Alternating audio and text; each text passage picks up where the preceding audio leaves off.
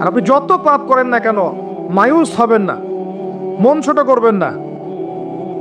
আপনার একটা সেজদা, যে সেজদা আপনি চোখের পানি ঢেলে দিয়েছেন আল্লাহর কাছে, যে আল্লাহ আমার ভুলগুলো তুমি মাফ করে দাও, আমার তওবা তুমি কবুল করো, ইনশাআল্লাহ দেখবেন ওই একটা সেজদা যদি কবুল হয়ে যায় আল্লাহ পাক আপনার সব গুনাহ মাফ করে দিবেন ইনশাআল্লাহ। হতাশ হবেন না। শয়তান হতাশ করতে চাইবে মানুষকে, শয়তান মানুষকে হতাশ করতে চাইবে। এমনকি আপনার যদি পাহাড়ের পরিমাণ ঋণ থাকে, ওই ঋণ শোধ করার ব্যবস্থা আল্লাহ পাক করে দিবেন ইনশাআল্লাহ তাআলা। হতাশ হবেন না, নামাজ ছাড়েন না। আর আমি একটা কথা বারবার বলেছি, আবারও বলছি, যে চলমান যে 3G 4G নামাজগুলো চলছে এগুলো থেকে নিজেকে দূরে রাখ। সব এখন ডিজিটাল, নামাজও ডিজিটাল। দেখা যায় যে 5 মিনিটের মধ্যে 4 রাকাত নামাজ শেষ, মাশাআল্লাহ। ইমাম সাহেব যদি 10 মিনিট পড়ায় দেয় তাহলে তো তার চাকরি নট। বোঝেন না এত তারা, আমার সময় নাই, আমরা ব্যস্ত মানুষ, এত সময় লাগে নামাজ পড়তে? ইমাম সাহেবকে বলছে, কমিটি ইমাম সাহেবকে চার্জ করছে, অথচ ইমামের উচিত তাদেরকে চার্জ করা। উল্টে গেছে এখন আর কি। ওইদিকে আসবো আমি। দাসী তার মনিবকে জন্ম দিবে, মানে সমাজের ন্যায় অন্যায় ভালো মন্দ হক বাতিলের মানদণ্ড উল্টে যাবে। দাসী কখনো মনিবকে জন্ম দেয়? মানদণ্ড উল্টে যাবে। আসেন রিল্যাক্সে নামাজ পড়বেন ইনশাআল্লাহ, আল্লাহ পাক তৌফিক দান করুন। নামাজের মধ্যে যা পড়ছেন এটাকে বোঝার চেষ্টা করতে হবে অর্থটা, তখন দেখবেন নামাজে মনোযোগ বাড়বে ইনশাআল্লাহ। তার আগে অজুটাকে ভালো করে করবেন, তাড়াহুড়া করে অজু করবেন, রিল্যাক্সে অজু করেন, অজুর অঙ্গগুলোকে সুন্দর করে ধোন। অজু পরিষ্কার হয় না, এই জন্য নামাজে মনোযোগ থাকে না।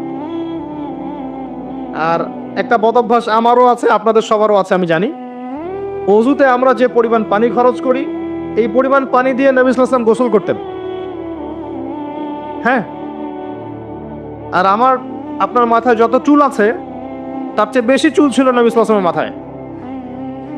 আপনার 2-3 জনের মাথায় যত চুল আছে তার চেয়ে বেশি চুল ছিল নবী সাল্লাল্লাহু আলাইহি ওয়াসাল্লামের মাথায়। তারপরেও তিনি অল্প পানি দিয়ে গোসল করে ফেলতেন। আর আমাদের দেখবেন জারিমানের জোর যত বেশি, তার ট্যাপের স্পিড তত বেশি। দেখবেন জোরে ট্যাপ ছেড়ে দিয়েছে, উজু করতেছে। একজন মানুষের গোসলের পানি দিয়ে একাই উজু করে ফেল। পানির লেয়ার দিন দিন নেমে যাবে আমাদের এই পাপের কারণে।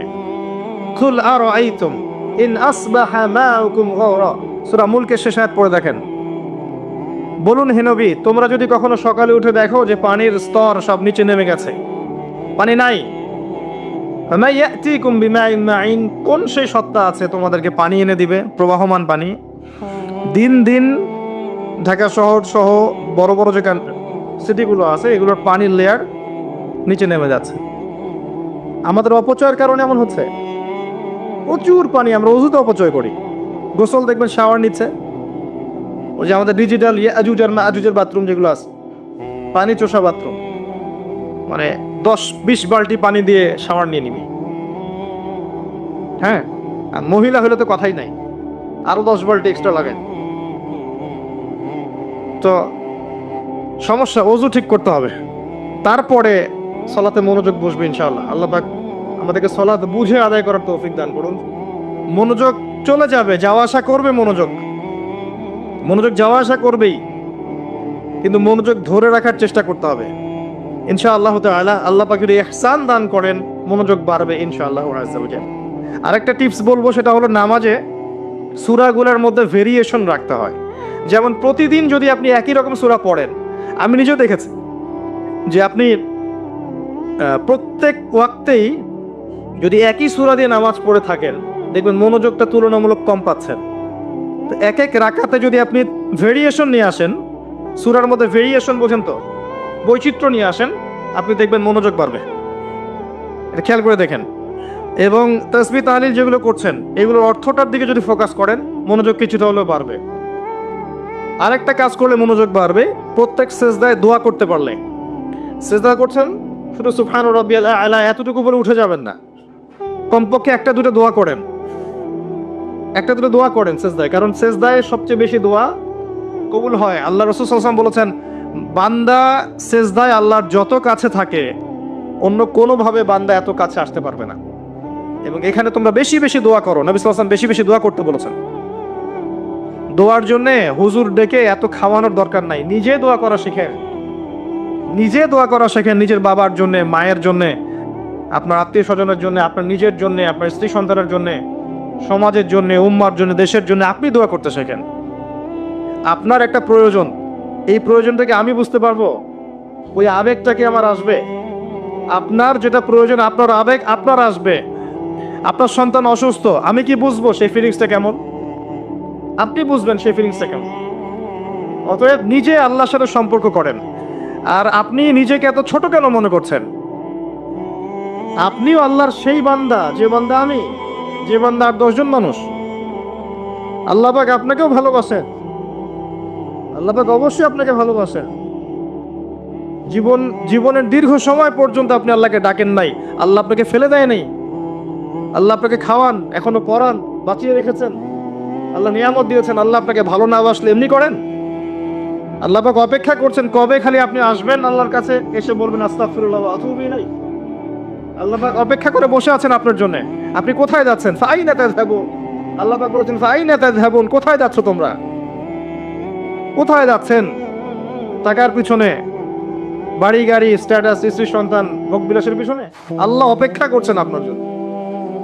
আসেন, সিজদা করেন, ওয়াসজুদু ওয়াকতারিব, সিজদা করেন, নিকটবর্তী হন। আল্লাহ আপনার জন্য অপেক্ষা করছেন। যাবেন না আল্লাহর কাছে? আল্লাহ পাক সবাইকে আল্লাহর কাছে ফিরে আসার তৌফিক দান করুন। এটাই হোক আমাদের কাছে আসার গল্প, এটাই হোক আমাদের কিসের গল্প? কাছে আসার গল্প। আমাদের জেনার গল্প দরকার নাই। ওদের কাছে জেনা হচ্ছে কাছে আসার গল্প, যার ব্যাপারে আল্লাহ বলেছেন লা তাকরাবু জিনা, ওর ধারের কাছেও যেও না, আর তারা ওইটাকে বলবে কাছে আসার গল্প। ইন্না লিল্লাহ ওয়া ইন্না ইলাইহি রাজিউন।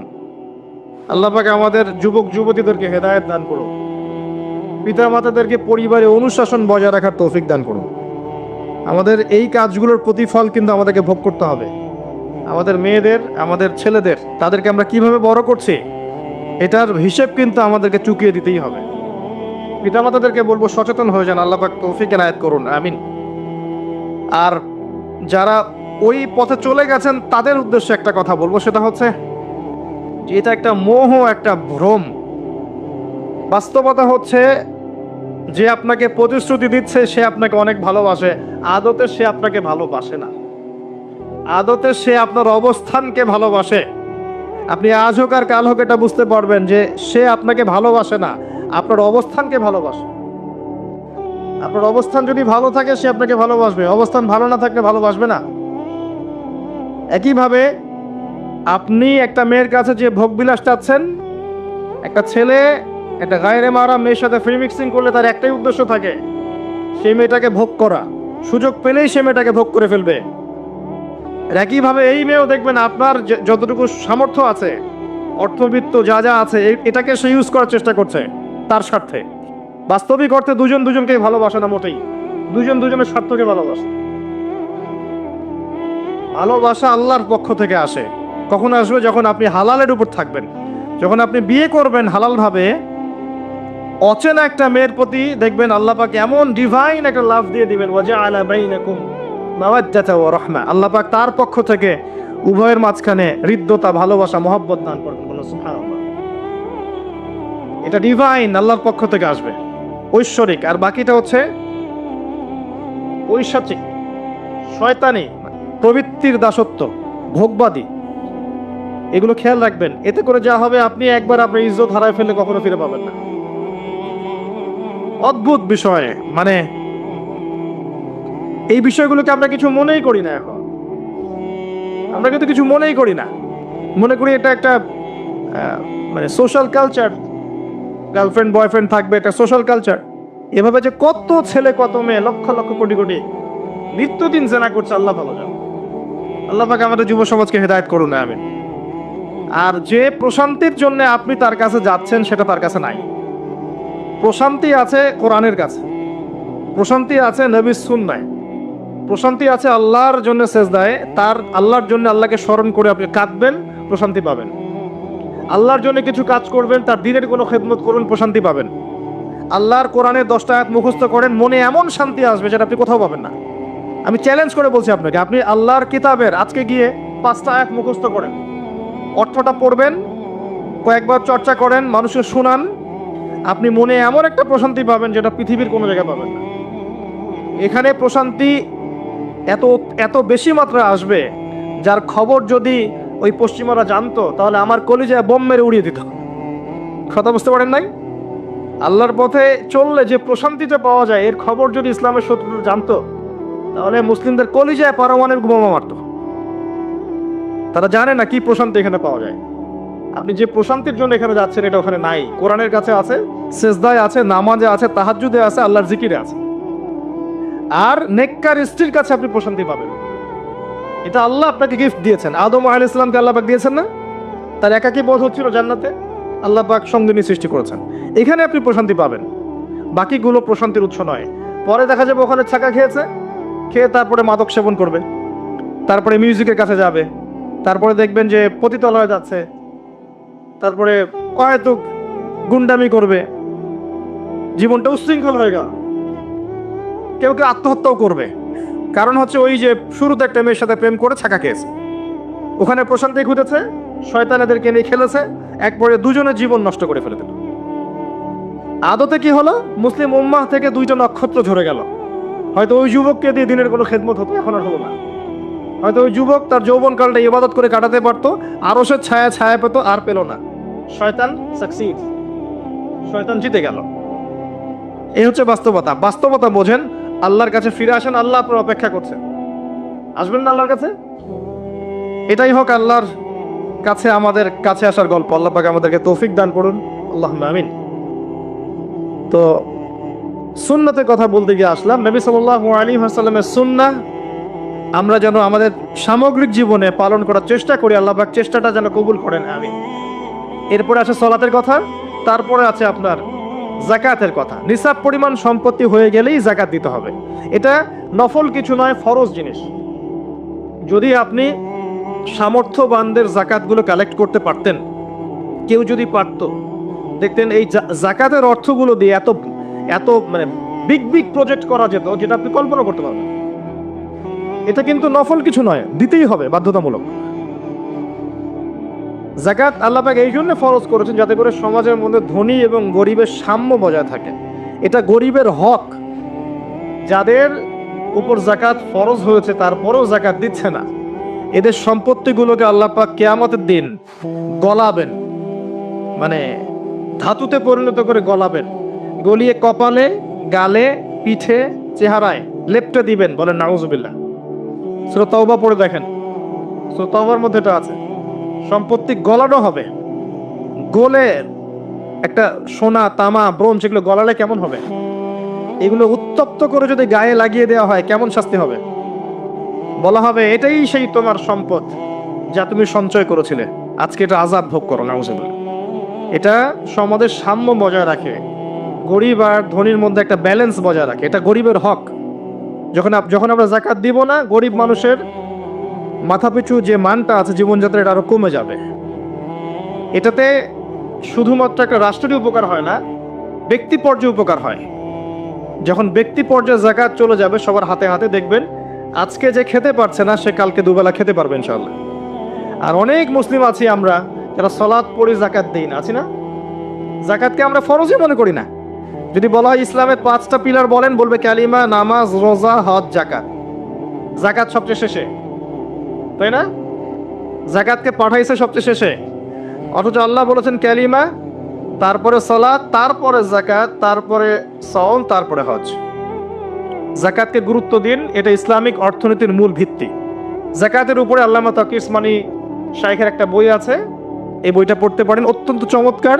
যাকাত নিয়ে বিস্তারিত আলোচনা করা হয়েছে এবং যাকাত কিভাবে মানবতার উপকার করবে এটা বলা আছে। আজকে এটা টপিক না, আমি না হলে অনেক লম্বা কথা বলতে পারতাম। আল্লাহ পাক আমাদের সবাইকে যাকাত দেওয়ার তৌফিক দান করুন, আমিন। এরপরে সওমের কথা বলেছেন। সওম ইনশাআল্লাহ সামনে আসবে, আমরা সবাই রাখবো। আল্লাহ পাক আমাদের সবাইকে 30টা সওম, পুরো মাস সওম রাখার তৌফিক দান করুন, আমিন।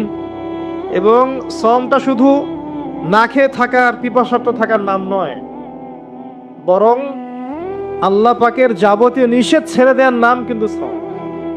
এটা একটা হিজরত, মানে আল্লাহ পাক যত বিষয় নিষেধ করেছেন এগুলোকে ছেড়ে দেওয়ার নাম কিন্তু রোজা বা সওম। শুধু না খেয়ে থাকার নাম সওম নয়। না খেয়ে থেকে কেউ যদি গালি দেয়, গীবত করে, সুদ খায়, এই সূরায় আল্লাহ বলছেন আফা গায়রা দীনিল্লাহি ইয়াবগুন, তারা কি ইসলাম ছাড়া অন্য দিন তালাশ করছে? ওয়ালাহু আসলামা মান ফিস সামাওয়াতি ওয়া মান ফিল আরদি তাওআন আও কারহা। অথচ আসমান সমূহে এবং জমিনের প্রতিটা সৃষ্টি ইচ্ছায় হোক অনিচ্ছায় হোক আল্লাহর সামনে আত্মসমর্পণ করেছে। আর কোনো প্রমাণ দরকার আছে? এই দিনটা কি আংশিক না পরিপূর্ণ? সূরা মাইদায় চলে যান, আল্লাহ পাক বলেছেন আল ইয়াউমা আকমালতু লাকুম দীনাকুম। বিদায় হজের দিন এই আয়াত নাজিল হয়েছে, যেদিন নবীজি বলেছেন তারাকতু ফিকুম আমরাইন, ছেড়ে যাচ্ছে দুটো বস্তু, কোরআন এবং সুন্নাহ। ওই দিন এই আয়াত নাজিল হয়েছে যে আল ইয়াউমা আকমালতু লাকুম দীনাকুম, আজকে আমি তোমাদের জন্য এই দিন ইসলামকে কামিল করলাম, পরিপূর্ণ করলাম। ইসলামে ঢোকানোর কিছু অবকাশ নাই, বের করারও কোনো সুযোগ নাই, পরিপূর্ণ। ওই যে একটা আয়াত পড়লাম শুরুতে, ওয়ানাজ্জালনা আলাইকাল কিতাব তিবিয়ানান লিকুল্লি শাই, সূরা নাহল 89 নম্বর আয়াত। আল্লাহ বলছেন আমি আপনার প্রতি এমন একটা কিতাব নাজিল করেছি, অর্থাৎ কোরআন, তিবিয়ানান লিকুল্লি শাই, যেটা প্রত্যেকটা বিষয়ের ব্যাখ্যা। এমন কিছু নাই যেটা কোরআনে আল্লাহ পাক ব্যাখ্যা করেননি, এমন কিছু নাই। ওয়া হুদান, এবং এটা হেদায়েত, ওয়া রাহমা, এবং দয়া, ওয়া বুশরা লিল মুসলিমিন, মুসলিমদের জন্য এটা সুসংবাদ। এরকম আয়াত আরো অনেক জায়গায় আছে, স্পেশালি সূরা কাহফের 54 নম্বর আয়াতেও আছে, আর অনেক সূরা বনী ইসরাঈলের মধ্যেও আছে। সবগুলো বললে আমাদের টাইম চলে যাবে, অল্প করে বলছি। তো আল্লাহ বলছেন কোরআন এবং সুন্নাহে সবকিছু ব্যাখ্যা করা আছে, এবং এই দুটা হচ্ছে ইসলামের দুইটা মেইন পিলার। এই দুইটার উপরে দিন ইসলাম পরিপূর্ণ, ঢুকানোর কোনো সুযোগ নাই, বের করার সুযোগ নাই। ইসলাম কি শুধু ইবাদত করতে শেখায়, না আপনার পরিবারের চর্চাও শেখায়? ইসলামে কি শুধু পারিবারিক হেদায়েতই আছে, না সামাজিক হেদায়েতও আছে? শুধু কি সামাজিক আছে, নাকি রাষ্ট্রীয় এবং অর্থনৈতিকও আছে, নাকি সবই আছে? উত্তর কোনটা? সব আছে, এটা মেনে নেন। এখন আমল করতে গিয়ে যদি আপনি না পারেন, সেটা আলাদা বিষয়। আমল করতে গিয়ে হয়তো আপনি পারছেন না, আপনি ইবাদত করতে পারছেন, হয়তো পারিবারিক বিষয়টা পারছেন না, পারিবারিকটা পারছেন, সামাজিকটা পারছেন না, সামাজিকটা পারছেন, পলিটিক্যালটা পারছেন না। না পারার বিষয়টা ডিফারেন্ট। আগে আকীদা ঠিক করেন যে ইসলামে আছে সমাধান। আকীদা ঠিক করে যদি কেউ আমল করতে নাও পারে, ইনশাআল্লাহ আল্লাহ পাক মাফ করতে পারেন। আল্লাহ পাক মাফ করতে পারেন যে আমার বান্দার আকীদা ঠিক ছিল, যে সে ইসলামকে পরিপূর্ণ জীবন ব্যবস্থা হিসেবে মেনে নিয়েছে, এরপরে সে আমল করতে গিয়ে পারে নাই বিভিন্ন কারণে।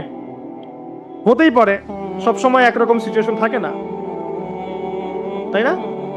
কিন্তু যদি আকীদাই ঠিক না থাকে, যদি কেউ মনে করে না ইসলামে সবকিছু নাই, এটা এই যুগে চলে না ওই যুগে চলতো, ইসলামের বিধানগুলো সব মৌলবাদী বিধান, এগুলো চলে না ওই যুগে, এই যুগে চলে না ওই যুগে চলতো, এগুলো করতে গেলে আমরা পিছায় পড়বো। আকীদায় যদি গলত থাকে তাহলে তো সমস্যা। তখন কবরে যখন প্রশ্ন করা হবে মা দীনুক, সে বলবে লা আদ্রি লা আদ্রি, তোমার দিন কি? সে বলবে আমি জানি না, আমি জানি না। কারণ দুনিয়াতে ইসলামকে পরিপূর্ণরূপে সে স্বীকার করে নাই। এখন আমাদের প্রথম কাজ স্বীকার করে নেওয়া যায় ইসলামের সমাধান আছে। আপনি এখন আমল করতে পারবেন না, আমিও জানি। কেউই এখন ইসলামের পরিপূর্ণ বিষয়গুলো পালন করতে পারবে না। পুরো সিচুয়েশনটাই ডিফিকাল্ট এবং ইসলামের মুসলিমদের বিপক্ষে। মাক্কি যুগে, যেখানে মক্কার জাহিলিয়াত ছিল, ওই যুগে কি ইসলামের সমস্ত বিধানগুলো বাস্তবায়ন করে গেছে? সম্ভব হয়? হয় না। পুরো বিশ্বের অবস্থা মক্কার চেয়ে কোনো অংশে কম না। এখন আপনার দুই চোখ লাগবে, বাইরের চোখ আর ভিতরের চোখ দিয়ে দেখেন, আপনি বুঝতে পারবেন যে পুরো ওয়ার্ল্ড ওয়াইড যে অবস্থা চলছে, এটা মাক্কি জাহিলিয়াতের চেয়ে কোনো অংশে কম না। তো এখানে যদি আপনি শুরুতেই সবকিছু ইম্পোজ করতে চান, পারবেন না, এবং এটা ভুল হবে। বরং বেসিক প্রাইমারি জিনিসগুলো দিয়ে শুরু করতে হবে। নামাজ দিয়ে শুরু করেন, জ্ঞান চর্চা দিয়ে শুরু করেন, ইত্তেবায়ে সুন্নাহ দিয়ে শুরু করেন, পারিবারিক আদর্শ সুন্দর করার দিক দিয়ে শুরু করেন, সামাজিক কাজ করেন, বেসিক জিনিসে শুরু করেন। আগে যদি চলে যান খেলাফতে প্রতিষ্ঠা করব, বড় বড় টার্মগুলো আগে ইউজ করেন, আপনি ভুল করেন। কারণ বেস ঠিক নাই। একটা বাড়ি বানাবেন যার ভিত্তি নাই, এখানে 10 তলা 20 তলা উঠবে না। বেসিক আমার সমাজের বেশিরভাগ মানুষ দেখবেন নামাজ পড়ে না, ম্যাক্সিমাম পড়ে না নামাজ। ম্যাক্সিমাম ছেলে মেয়ে দেখবেন কোরআন পড়তে পারে না, তেলাওয়াত করতে পারে না। নবী সাল্লাল্লাহু আলাইহি ওয়াসাল্লামের জীবনী কখনো পড়েও দেখে নাই। তো বেসিক যখন ঠিক নাই, তখন কি এই জেনারেশন কি দিয়ে আপনি ইসলামের বড় বিজয় কামনা করছেন? হবে না, শুরু থেকে কাজ করতে হয়। যাই হোক, ইসলামের বাইরে কিছু নাই আল্লাহর কাছে। যদি কেউ তালাশ করে তাহলে সে ভুল করবে। এখন এই ইসলামের পিলার নবীজি বলেছেন 5টা। কয়টা? প্রথমে তাওহীদ, এক আল্লাহকেই সৃষ্টিকর্তা, পালনকর্তা, রিজিক দাতা, সন্তান দাতা, ভালো মন্দের মালিক, বিধান দাতা, এভরি সিঙ্গেল সেক্টরে আল্লাহকেই ইলাহ বলে মানা, এর নাম হচ্ছে তাওহীদ। এর বাইরে কেউ যদি মনে করে আল্লাহ ছাড়া অন্য কোন ইলাহ আছে, নাউজুবিল্লাহ, বা আল্লাহ আছেন অন্য ইলাহ আছে, আল্লাহ ছাড়া কারো জন্য সিজদা করে, অন্য কারো কাছে দোয়া করে, অন্য কারো জন্য নজর মানত করে, আল্লাহ ছাড়া অন্য কারো নামে কসম করে, অন্য কারো নামে কুরবানি করে, ইত্যাদি ইত্যাদি, আল্লাহকে বাদ দিয়ে গায়রুল্লাহর ইবাদত করে, তাহলে শিরক হয়ে যাবে। কি হয়ে যাবে? আর শিরকের পাপ থাকা অবস্থায় বিনা তওবায় যদি কেউ মারা যায়, 99% সম্ভাবনা হচ্ছে এই ব্যক্তি জাহান্নামে যাবে, কোনো সুযোগ নাই। সূরা নিসা আল্লাহ পাক বলেছেন, ইন্নাল্লাহা লা ইয়াগফিরু আন ইউশরাকা বিহি ওয়া ইয়াগফিরু মা দুনা যালিকা লিমান ইয়াশা। আল্লাহ পাক তার সাথে শিরকের গুনাহ মাফ করেন না, এছাড়া যে কোনো গুনাহ যাকে ইচ্ছা মাফ করতে পারেন। শিরক থাকলে সে মান রব্বকে উত্তর দিতে পারবে না। আরেকটা মুহাম্মাদুর রাসূলুল্লাহ, অর্থাৎ আপনাকে আমল করতে গিয়ে, ইবাদত করতে গিয়ে একজন ব্যক্তিকে রোল মডেল মানতে হবে। তিনি হচ্ছেন কে? মুহাম্মাদুর রাসূলুল্লাহ সাল্লাল্লাহু আলাইহি ওয়াসাল্লাম। জীবনের প্রতিটা কাজ তার মতো করে করার চেষ্টা করতে হবে, আপনার বাথরুম থেকে নিয়ে করে সবকিছু, ঘুমানো থেকে শুরু করে, ঘুম থেকে ওঠা, বাথরুমে যাওয়া, খাওয়া দাওয়া, আপনার পোশাক পরিচ্ছদ, আপনার কথাবার্তা, চলাফেরা, পরিবার, ব্যবসা, এভরি সিঙ্গেল সেক্টর আপনাকে নবী সাল্লাল্লাহু আলাইহি ওয়াসাল্লামের সুন্নত মতো করার চেষ্টা করতে হবে। চেষ্টা করতে হবে। আমি আবারও বলছি, আমি জানি আপনি পারবেন না, আমিও পারবো না। 100% আপনি পারবেন না, এটা সম্ভব না। 100% কেউ দাবি করতে পারবে যে আমি সুন্নতের উপর আছি? পারবে না। কিন্তু চেষ্টা, আল্লাহ পাক কি দেখবেন? চেষ্টা করছে আমার বান্দা। হয়তো ঘুমাতে পারছি না, এখন তো আমরা ঘুমাতে পারিও না। এই যে এখন আমাদের ঘুমানোর কথা, এখন এক ঘুম দিয়ে ওঠার কথা। এশার নামাজ কখন পড়ছি? 8টা 8:30। এখন বসে বসে ওয়াজ করছে, জানি না এই ওয়াজে কি ফায়দা হবে। সত্যিকার অর্থে এখন আমাদের ঘুমানোর কথা ছিল। ট্রেডিশনগুলো এমন হয়ে গেছে, আমরা ঘুমাচ্ছি রাত 3টা। কি বলবো আসলে, সবাই এর মধ্যে পড়ে গেছে, আমি আপনি সবাই। এমন একটা সিস্টেম চলছে যে দিন রাতের জায়গায় চলে আসছে, রাত দিনের জায়গায় চলে গেছে। খেয়াল করে দেখেন, নবী সাল্লাল্লাহু আলাইহি ওয়াসাল্লাম রাতে তাড়াতাড়ি ঘুমাতেন, শেষ রাত্রে উঠতেন, ইবাদত করতেন, ফজরে একটা রিফ্রেশিং মাইন্ডে তিনি সকাল করতেন। আর আমাদের খেয়াল করে দেখেন, আমরা এই জেনারেশন যারা আছে বেশিরভাগই দেখায় লেট নাইট। এটা ইলম বা প্রজ্ঞা বা বসিরা অথবা আল্লাহর নূর। 10 বছর আগ থেকে বলা হয়েছে, আমি নিজে উচ্চারণ করেছি মিনিমাম 5 বছর আগে, যে ওয়ার্ল্ড এমন একটা সময়ের দিকে যাবে ইনশাআল্লাহ, যখন পেপার মানি বলে কিছু থাকবে না, সবকিছু হবে ক্যাশলেস সোসাইটি। ক্যাশলেস সোসাইটি, কাগজের টাকাহীন একটা সভ্যতা, একটা সমাজ। আপনি ডিজিট পার করবেন, জাস্ট ডিজিট থ্রো করবেন, সংখ্যা থ্রো করবেন, এবং এমন একটা মুদ্রা তারা আপনাকে ধরিয়ে দিবে যেটা আপনি হাত দিয়ে ছুঁইতে পারবেন না, পকেটেও রাখতে পারবেন না। এই যে বিষয়গুলো, এগুলো কি ভবিষ্যৎবাণী না বর্তমান? বর্তমান সম্পর্কে যারা ওয়াকেফাল নয়, বর্তমান সম্পর্কে যারা ঘুমন্ত, তাদের কাছে কথাগুলো ভবিষ্যৎবাণী মনে হতে পারে, কিন্তু বিষয়গুলো ভবিষ্যৎবাণী নয়। আস্তে আস্তে ওয়ার্ল্ড সেদিকে চলে আসছে। খিদির আলাইহিস সালাম বলছেন, ইন্নাকা লান তাস্তাতিআ মাইয়া সাবরা, তুমি আমার সাথে ধৈর্য ধরতে পারবে না। এটা কি ভবিষ্যৎবাণী? তার বাসীরা। গল্পের শেষে গিয়ে দেখেন, মুসা আলাইহিস সালাম এক্স্যাক্টলি তাই করেছেন, তিনি ধৈর্য ধরতে পারেননি। প্রথমবার এই নৌকাটা কেন ফুটা করলেন, দ্বিতীয়বার এই বাচ্চাকে কেন হত্যা করলেন, তৃতীয়বার এই দেয়ালটা কেন নির্মাণ করলেন বিনা পারিশ্রমিকেই? আমার কথা ধরতে পারছেন? সূরা কাহফ পড়েছেন তো একবার? আলহামদুলিল্লাহ।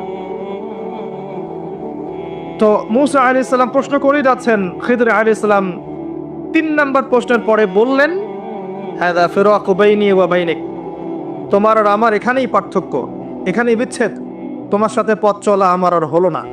আল্লাহর নবী সাল্লাল্লাহু আলাইহি ওয়াসাল্লাম বলেছিলেন, যদি সেদিন মুসা আলাইহিস সালাম এত বেশি প্রশ্ন না করতেন, তাহলে হয়তো আরো অনেক জ্ঞান জানা যেত।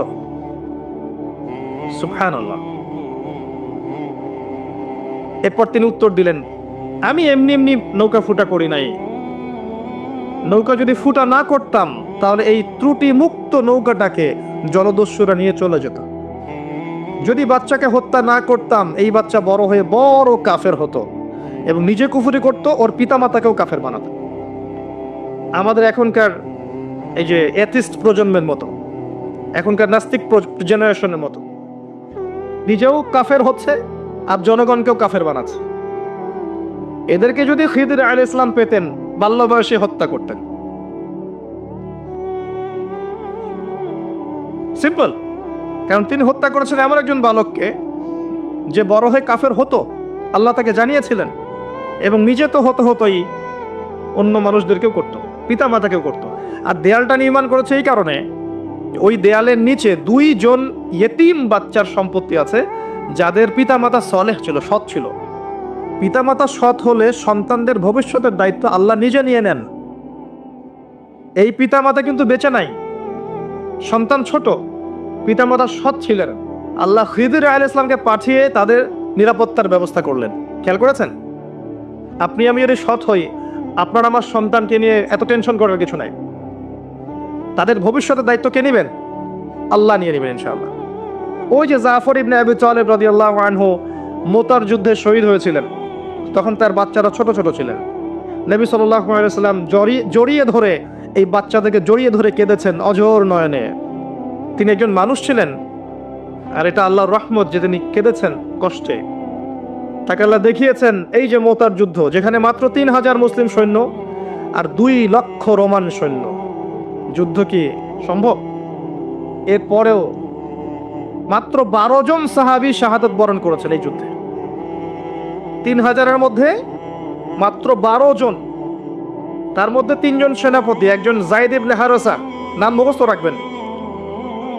2 নম্বর আব্দুল্লাহ ইবনে রাওয়াহা রাদিয়াল্লাহু আনহু, 3 নম্বর জাফর ইবনে আবি তালিব রাদিয়াল্লাহু আনহুম আজমাইন। একজন শহীদ হচ্ছেন, আল্লাহ রাসূলকে দেখানো হচ্ছে, তিনি বলছেন এই মাত্র যায়েদ শহীদ হলো, এই মাত্র আব্দুল্লাহ বিন রাওয়াহা শহীদ হলো, এই মাত্র জাফর শহীদ হলো। এখন পর্যন্ত নবী সাল্লাল্লাহু আলাইহি ওয়াসাল্লামকে যদি আমরা সালাম জানাই, দরুদ পড়ি, আল্লাহর ফেরেশতারা এই দরুদগুলো কালেক্ট করে নবী পর্যন্ত পৌঁছে দেন। তো জাফর রাদিয়াল্লাহু আনহুর শাহাদাতের সময় নবী সাল্লাল্লাহু আলাইহি ওয়াসাল্লাম খুব কষ্ট পেয়েছেন, মনক্ষুণ্ণ হয়েছেন। কিছুক্ষণ পরে আবার মুচকি হেসেছেন। তখন সাহাবীরা জিজ্ঞাসা করেছেন যে আপনি হাসছেন কেন ইয়া রাসূলুল্লাহ সাল্লাল্লাহু আলাইহি ওয়াসাল্লাম? নবীজি বলছেন সাল্লাল্লাহু আলাইহি ওয়াসাল্লাম, আমি এইমাত্র দেখলাম জাফর আমাকে সালাম দিয়ে গেছে, এইমাত্র দেখলাম যে তাকে তার 2 কাটা হাতের বিনিময়ে আল্লাহ পাক 2টা জান্নাতের পাখা দিয়েছে, এবং এটা দিয়ে সে জান্নাতে ঘুরে বেড়াচ্ছে এবং ফল খাচ্ছে। তার বাচ্চাদেরকে নবী সাল্লাল্লাহু আলাইহি ওয়াসাল্লাম আদর করেছেন, কেঁদেছেন। ওই বাচ্চা বড় হয়ে পরবর্তীতে তার বাবা যে পথের পথিক ছিল, তারাও সেই পথের পথিক হয়েছেন। তাদের বাচ্চার ভবিষ্যৎ নিয়ে টেনশন করতে হয়েছে? হয়নি। পিতামাতা সৎ হলে বাচ্চা কাচ্চার ভবিষ্যতে টেনশন করতে হয় না। একটা কথা বলতে চাই, এই 3 জন সাহাবী শাহাদাত বরণ করার পরে আল্লাহ রাব্বুল আলামিনের একজন তরোয়াল সাইফ, তিনি পতাকা হাতে নিয়েছেন এবং তার হাতে আল্লাহ পাক এই যুদ্ধে মুসলিমদের বিজয় দান করেছেন। তার নাম কে বলতে পারবেন? শুকরান। খালিদ বিন ওয়ালিদ রাদিয়াল্লাহু আনহু জীবনের একটা বড় পর্যায় পর্যন্ত ইসলামের বিপক্ষে ছিলেন, এমনকি উহুদের যুদ্ধে মুসলিমদের বিপক্ষে ছিলেন। তার একার শৌর্য বীর্যে উহুদের দিন মুসলিমদের মধ্যে অনেক সাহাবী শহীদ হয়ে গেছেন, এবং প্রায় 70 জন, এবং মুসলিমদেরকে একটা বিপর্যয়ের সম্মুখীন হতে হয়েছে একজনের কীর্তির কারণে, খালিদ বিন ওয়ালিদ রাদিয়াল্লাহু আনহু। শোনেন, উমর রাদিয়াল্লাহু আনহু অস্ত্র হাতে বের হয়েছেন নবী সাল্লাল্লাহু আলাইহি ওয়াসাল্লামকে হত্যা করার জন্য। সেই উমর রাদিয়াল্লাহু আনহুকে আল্লাহ পাক ইসলামের দ্বিতীয় খলিফা বানিয়েছেন। সেই খালিদ বিন ওয়ালিদ রাদিয়াল্লাহু আনহুকে আল্লাহ পাক মুতার যুদ্ধে এমন শৌর্য বীর্য দিয়েছিলেন যে তিনি বলছেন আমার হাতে ওই দিন 9টা তরোয়াল ভেঙেছে। কয়টা? 9টা তরোয়াল আমার হাতেই ভেঙেছে। তাহলে চিন্তা করেন কতজন কাফেরকে সে জাহান্নামে পাঠিয়েছে। আমি একটা বিষয় বলার জন্য কথাটা বললাম, এখন যারা ইসলামের বিপক্ষে আছে প্রত্যেকটা সেকশনে উপর থেকে নিচ পর্যন্ত কাউকে আন্ডার এস্টিমেট করবেন না। সবার কাছে ইসলামের দাওয়াত পৌঁছাতে হবে। এমন হতে পারে এখন যারা ইসলামের স্পষ্ট বিরোধিতা করছে এই মানুষগুলোর মধ্য থেকেও আল্লাহ পাক ওমর এবং খালিদ বের করতে পারেন। ইসলাম সাম্প্রদায়িকভাবে দাওয়াত দিবেন।